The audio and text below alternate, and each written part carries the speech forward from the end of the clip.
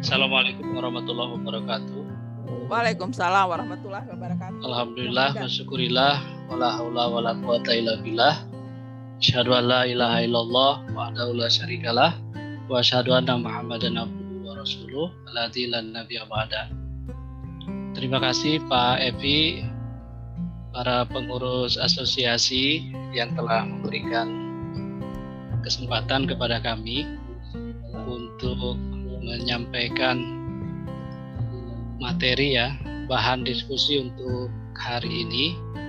Insya Allah hari ini saya menyajikan materi tentang, sebentar saya mohon izin share screen. Silakan.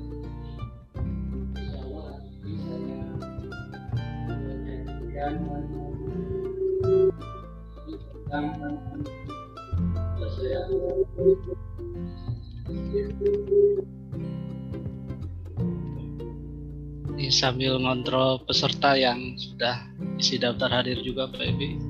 Siap. Cukup banyak ternyata. Nah, baik Bapak Ibu hadirin yang berbahagia, yang kami sajikan mungkin berbeda dengan narasumber sebelumnya.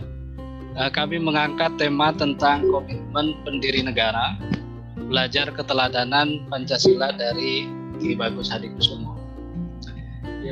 Perkenalkan, saya Dik Bahagia Arif dari program studi PPKN Universitas Ahmad Dahlan. Ini adalah media sosial yang bisa dimanfaatkan untuk kita saling komunikasi. Saya menggunakan podcast, mengembangkan YouTube juga, kemudian ada Instagram biar tidak kalah sama anak muda yang native IT, dan berikutnya ini Twitter. Walaupun sepi tetapi saya masih pertahankan untuk mendapatkan informasi-informasi dan membaca influencer dan buzzer. Biasanya saya dapatkan di Twitter itu. Ada 4 bagian yang akan saya sampaikan. Yang pertama pengantar, kemudian yang kedua mengapa Ki Bagus, yang ketiga membelajarkan keteladanan di masa pandemi, dan yang keempat kami tawarkan podcast untuk pembelajaran PPKN.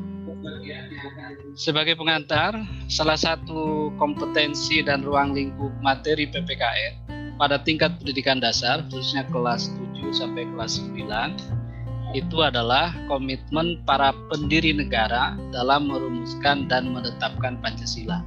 Bapak Ibu bisa kita cek bersama, misalnya di Permendikbud 21 2016 atau yang sekarang terbaru Permendikbud 37 tahun 2018 tentang ruang lingkup materi pelajaran PPKN. Kemudian apakah komitmen itu sejalan dengan profil pelajar Pancasila yang dicita-citakan? Ini yang menjadi tema seminar kita kali ini tentang profil pelajar Pancasila. Saya ingin awali ini dari tulisan yang disusun oleh Pak Yudi Latif. Biasanya kita sebut Kang Yudi ya. Kang Yudi Latif dalam buku Mata Air Keteladanan Pancasila dalam Perbuatan pada bagian awal itu mengemukakan adanya krisis keteladanan. Ada keluhan panjang dan luas katanya tentang krisis keteladanan di tengah masyarakat. Kita selalu mengeluh bahwa di lingkungan kita, di masyarakat kita, bangsa dan bernegara, itu kita krisis keteladanan. Sebab yang dilihat adalah teladan yang muncul real saat ini. Tetapi Kang Yudi juga menyebutkan, kita itu mengenal Nabi Muhammad, mengenal tokoh-tokoh lain, mengenal termasuk Isa Al-Masih. Kenapa mereka bisa kita jadikan teladan? Karena cerita-cerita tentang Nabi itu dikisahkan terus-menerus, ditulis terus-menerus, disampaikan terus-menerus, sehingga sampai kepada generasi berikutnya. Sejauh ini, kata Kang Yudi, kita gagal mentransmisikan kisah keteladanan para pahlawan bangsa, baik yang sudah meninggal maupun yang masih hidup. Walaupun syarat untuk menjadi ditetapkan sebagai pahlawan bangsa itu kan pahlawan nasional harus sudah meninggal dulu. Pelajaran moral Pancasila diajarkan lewat butir-butir hafalan yang menjemukan ini dulu ya. Kehilangan impresi, kehilangan kesan, sehingga tidak bisa menggugah nurani. Jadi belajar ya hanya lewat saja, bahkan pada tataran kognitif saja, sehingga apa yang masuk ya lewat saja, tidak menggugah diri para peserta didik. Termasuk pembelajaran moral Pancasila ini dikritik oleh Kang Yudi. Kemudian kita mengalami kemiskinan wahana untuk mencetak nilai-nilai luhur bangsa yang diidamkan menjadi karakter bangsa. Wahananya tuh miskin untuk melihat bagaimana menumbuhkan karakter bangsa pada generasi muda kita.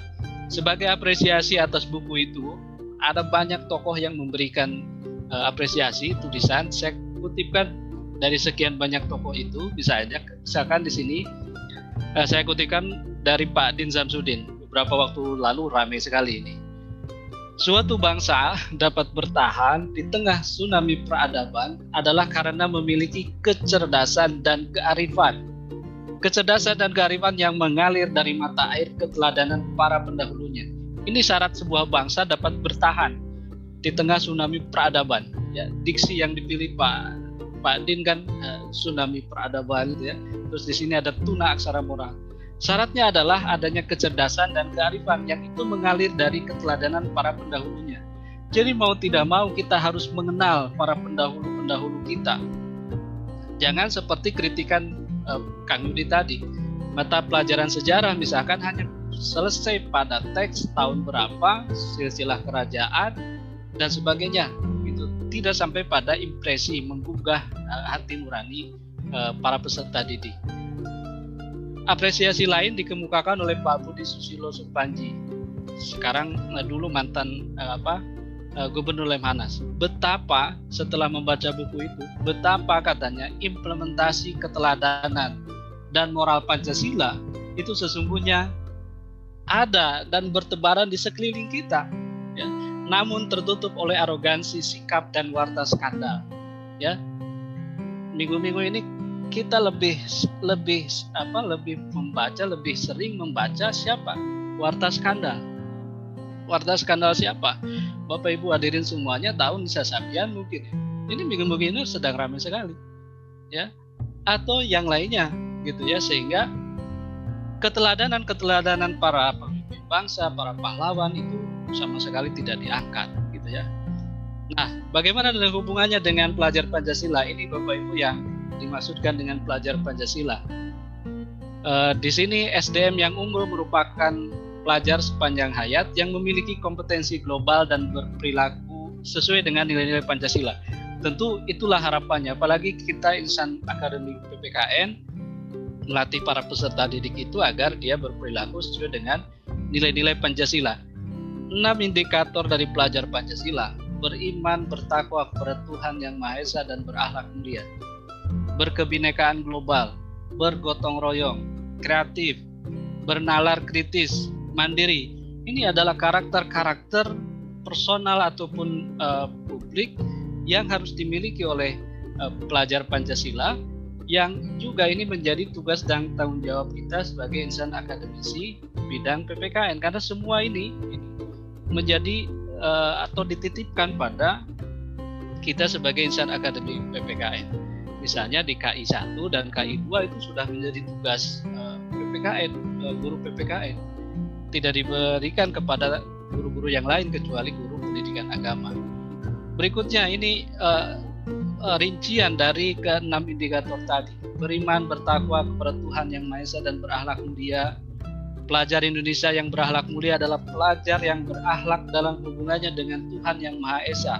Ia memahami ajaran agama dan kepercayaannya serta menerapkan pemahaman tersebut dalam kehidupannya sehari-hari.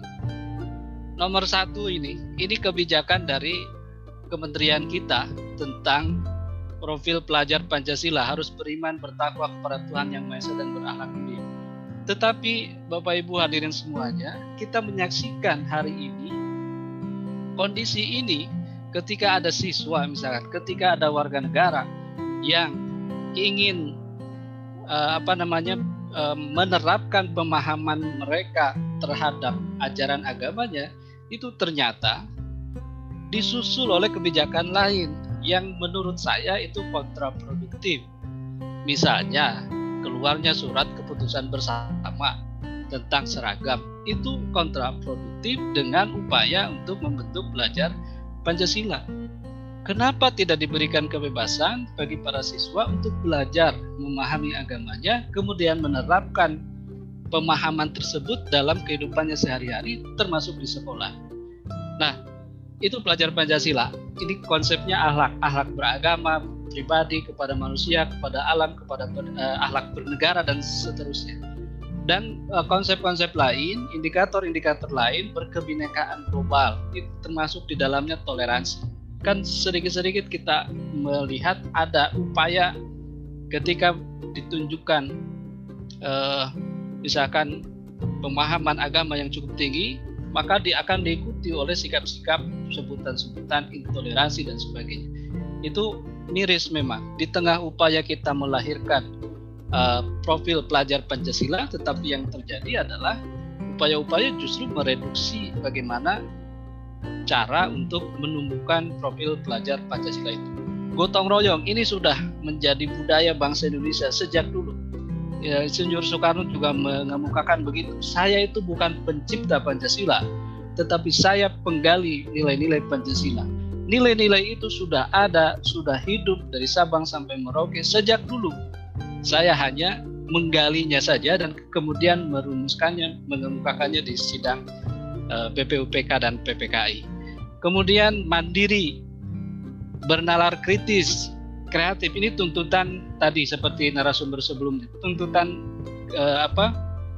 pembelajaran di abad ke-21 ini. Nah, selanjutnya mengapa Ki Bagus tanpa menafikan tokoh-tokoh yang lain, ya. Kenapa Ki Bagus saya angkat? Ini kebetulan saja, ini yang sedang saya kaji. Jadi tokoh inilah yang kemudian saya angkat. Komitmen terhadap komitmen para pendiri negara itu salah satunya adalah Ki Bagus Hadikusumo. Sekaligus kami mengenalkan siapa sebenarnya Ki Bagus. Dia adalah bagian dari anggota BPUPK yang juga ikut berkontribusi dalam merumuskan dasar negara Pancasila, tetapi barangkali ini sering terlupakan. Banyak tidak diketahui karena jujur misalkan di dalam mata pelajaran PKN ketika membahas rumusan tentang Pancasila, sejarah Pancasila, maka yang sering muncul adalah 3 nama. Mr. Muhammad Yamin, Mr. Supomo, dan Insinyur Soekarno. Selalu itu. Sementara tokoh-tokoh lain 62 jumlahnya itu tidak pernah diangkat, padahal mereka juga memiliki kontribusi yang besar. Nah, inilah mengapa Ki Bagus salah satunya adalah dia memiliki prinsip tauhid yang unik. Ki Bagus itu kuat kukuh pada pendirian agamanya, tapi juga dia sekaligus toleran terhadap sesamanya. Kemudian dalam pidato-pidatonya dia selalu menyampaikan bahwa penentuan dasar Ki Bagus memandang bahwa mengambil sumber hukum dan hikmah dari Al-Quran dan As-Sunnah merupakan bentuk kembali ke nilai paling mengakar, radikal dan mendasar sebagai keniscayaan bagi setiap muslim. Jadi nggak salah bagi Ki Bagus kita kembali kepada Al-Quran dan As-Sunnah sebagai seorang muslim yang taat. Kemudian ini gambar yang pertama, Ki Bagus pakai peci, katakanlah dia seorang yang religius gitu ya. Kemudian yang kedua ini gambar Ki Bagus yang selalu pakai belangkon. Ini menunjukkan bahwa Ki Bagus itu sekalipun dia seorang yang religius gitu ya, tetapi dia juga kuat pada nilai-nilai budaya yang mengakar dalam kehidupan dirinya sebagai seorang keturunan di masyarakat Jogja di Kauman. Ya, Ki Bagus juga berpandangan bahwa memegang erat ajaran Islam secara kokoh tidak lantas menjadikan seorang muslim serta-merta menjadi fanatik, apalagi sampai melawan narasi kebangsaan dan nasionalisme. Ini isu yang selalu digembor-gemborkan. Jadi, kalau memegang erat ajaran Islam, maka lahirlah menjadi fanatik dan sebagainya, melawan narasi kebangsaan dan nasionalisme. Padahal Islam dan kebangsaan sudah satu nafas, kan begitu, sudah satu nafas. Bahkan ada pernyataan good Muslim is a good citizen. Muslim yang baik itu adalah warga negara yang baik. Itu mestinya yang harus kita tanamkan sebagai guru atau praktisi insan akademisi di PPKN. Oke, kemudian Ki Bagus menampilkan sikap tengahan, memiliki keteladanan, sikap soleh secara individual dan sikap soleh secara sosial, sekaligus dia memiliki sikap nasionalisme yang kuat. Kalau tidak memiliki sikap nasionalisme yang kuat, Ki Bagus tidak mungkin berbesar hati merelakan 7 kata dicoret pada tanggal 18 Agustus demi keutuhan NKRI yang baru usianya 1 hari. Kemudian yang berikutnya, Bapak Ibu hadirin, belajar keteladanan di masa pandemi ini tantangan bagi kita, guru-guru PKN, dosen PKN gitu ya. Tantangan keteladanan di masa pandemi. Kering tadi permasalahan keteladanan kita banyak sekali. Tantangannya kita dihadapkan pada pandemi COVID-19. Tadi Bu Maimunah sudah menyampaikan keberhasilan pembelajaran online karena semua akhirnya menjadi online, kita menjadi migrasi ke serba virtual. Mungkin Bapak Ibu yang usianya mulai dari saya, di atas saya, itu kan kita tuh disebutnya imigran IT ya. Beda dengan generasi-generasi yang kita ajar, itu native IT. Mereka tuh penduduk asli IT, sebab sejak lahir, bahkan mungkin sebelum lahir mereka sudah kenal teknologi ya. Sejak hamil ibunya sudah main TikTokan gitu. Itu tuh sudah mengenalkan bahwa sebelum lahir sudah menjadi penduduk IT. Lah kita itu kan migran IT, dipaksa karena pandemi ini kemudian beralih serba online. Ada 3 hal yang perlu tetap diperhatikan: pedagogical present, academic present, dan social present. Strategi, media, proses evaluasi tadi Bu Maimunah menyampaikan. Academic present, materi, penerapan konsep, relevansi konsep. Ini yang kalau tidak hati-hati kemudian pembelajaran online berubah menjadi pemberian tugas secara online. Karena kita ngejar materi, akhirnya pedagogikalnya tidak terperhatikan. Apalagi yang ketiga, social present. Ini yang penting.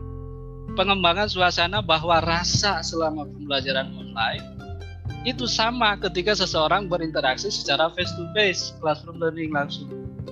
Gimana nih caranya? Pembelajaran online tetapi rasanya seperti kita sedang bertemu dengan semua, seperti kuliah-kuliah atau pembelajaran biasa. Ini tantangannya. Kemudian lagi ya, Kang Dik. Ya, siap. Kemudian ada nano learning. Kelelahan fisik menatap screen terus-menerus ya. Durasi dalam perhatian menjadi turun. Informasi syarat dan deras, dari mana-mana informasi di-share di mana-mana di berbagai media. Kemudian kelelahan informasi ini juga tantangan pembelajaran. Kelelahan informasi, konsentrasi yang rendah, proses informasi yang lambat, interest yang turun, sehingga penurunan kinerja. Nah, di 2020 November, Mendikbud pernah menyatakan, kita mengakui bahwa semakin lama pembelajaran tatap muka tidak terjadi, semakin besar dampak negatif yang terjadi pada anak-anak. Ini salah satunya. Nah, apa yang perlu dilakukan? Nah, ada usulan menyiasati materi yang demikian banyak tadi, maka kita perlu memecah materi, informasi menjadi kecil-kecil, bisa tematik dengan durasi yang pendek. Bisa kalau kita tadi ingin menyampaikan tentang komitmen para pendiri negara, katakanlah satu kasusnya Ki Bagus atau tokoh yang lain, kita bisa menyusun itu, memecah menjadi materi-materi kecil dan pendek. Misalnya materi tentang latar belakang tokohnya, pendidikan, latar belakang pendidikan tokohnya, nilai-nilai keteladanan tokohnya, dan seterusnya. Atau yang kedua, kita bisa mengembangkan project based learning, belajar keteladanan dari tokoh di lingkungan siswa. Seperti tadi Pak Budi sampaikan bahwa di lingkungan kita itu sebenarnya banyak tokoh yang memiliki keteladanan. Bagaimana siswa didekatkan dengan mereka, belajar langsung dengan mereka. Nah, penting juga diperhatikan, pelajari aplikasi yang disukai. Guru, dosen, semua itu pelajari aplikasi yang disukai. Apa yang disukai sekarang? Podcast kah, YouTube kah, WA kah, dan sebagainya, e-learning kah, Edmodo, dan sebagainya. Lihat fitur yang ada untuk membangun interaksi. Ada forum chatting, ada forum diskusi gitu ya, ada email dan sebagainya. Pemberian feedback, umpan balik positif dengan segera. Setelah siswa merespon, maka kita berikan feedback, berikan respon segera. Jangan ditunggu sampai nanti di akhir. Apresiasi, selalu berprasangka baik pada anak. Apalagi kita nggak ketemu itu kan, nggak ketemu secara langsung, selalu berprasangka baik. Ya, mengumpulkan tugas terlambat, berprasangka baik. mungkin kendala jaringan seperti tadi narasumber sampaikan. Nah, tantangan bagi pendidik PKN tadi yang perlu adalah lakukan inovasi untuk menjawab disrupsi di dunia pendidikan. Nah, saya mengajak ibu-ibu bapak semuanya, jadilah influencer. Manfaatkan media sosial di era digitalisasi. Guru PPKN perlu menyusun konten-konten yang dapat membangun karakter akhlak mulia warga negara sesuai dengan profil pelajar Pancasila tadi. Bukan sebaliknya, dan dapat diakses secara mudah. Nggak apa-apa jadi influencer Bapak Ibu guru. Ya, asal jangan jadi buzzer. Buzzernya yang terakhirnya ada RP-nya tuh, buzzer up gitu ya. Itu buzzer yang dibayar gitu untuk nyerang mereka-mereka yang tidak sejalan. Itu jangan seperti itu. Nah, saya tawarkan ini nanti Bapak Ibu bisa materi ini kami share. Ada sebenarnya yang sedang kami kembangkan adalah podcast untuk pembelajaran PPKN. Ini cukup mudah kita buat dengan memecah materi-materi tadi, termasuk cerita para tokoh. Ini bisa kita sampaikan lewat podcast, atau mungkin ke depan bisa ada radio edukasi berbasis podcast. Ini bisa kita manfaatkan sedemikian rupa. Ini materi tentang podcast, Bapak Ibu nanti bisa kita pelajari berikutnya. Ini beberapa contoh podcast yang ada, termasuk saya sendiri membuat podcast Cikaracak, podcast Dik Bayaki Arif. Mungkin nanti satu waktu bisa dikunjungi. Nah, kemudian macam-macam podcast yang bisa dikembangkan. Ada audio podcast, ada enhanced podcast seperti ini. Kemudian ada ini video podcast. Ya, ini yang ramai sekali. Nah, ini podcast yang dikembangkan oleh guru-guru PPKN sudah banyak sebenarnya, tetapi kontennya belum banyak, gitu ya. Nah, saya kira itu Pak Epi, dan terakhir terima kasih. Assalamualaikum warahmatullahi wabarakatuh.